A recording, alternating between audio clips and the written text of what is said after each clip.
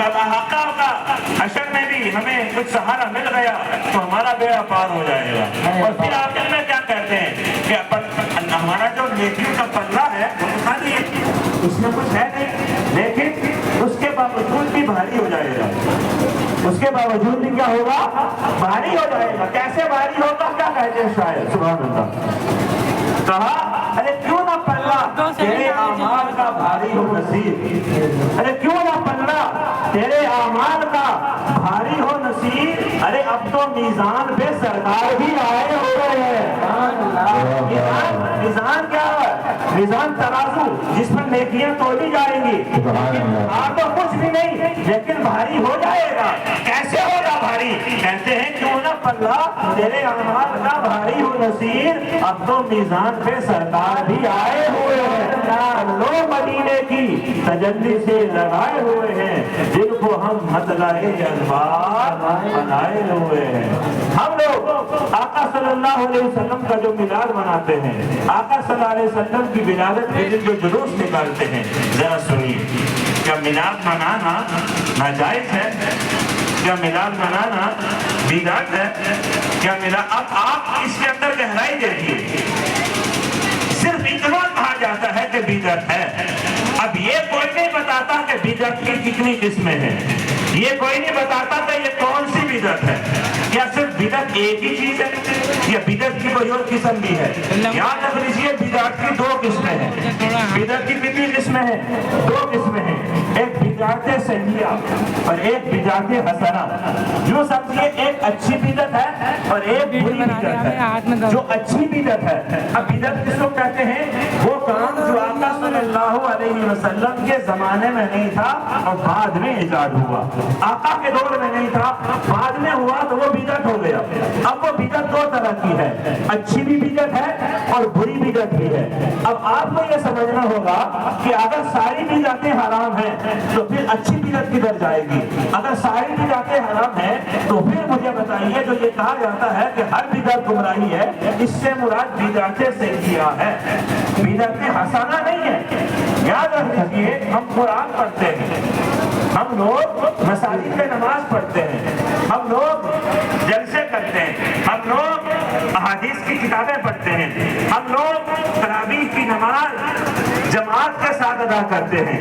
ایسے ایک دو نہیں بلکہ ایسے ہزاروں کام ہیں جو آقا کے دور میں نہیں تھے لیکن بعد میں ہوئے، بعد میں ہوتے رہے. اور امت مسلمہ کا ایک عظیم گروہ، بہت بڑا مجمع، بہت زیادہ لوگوں کا اس پر اتفاق ہے کہ یہ سارے کام جائز ہیں، سبھی جائز مانتے ہیں. قرآن جب آقا کے دور میں تھا اس پر زبر زیر لگے ہوئے نہیں تھے، آرام لگے ہوئے نہیں تھے، اس کے اوپر نقطے لگے ہوئے نہیں تھے.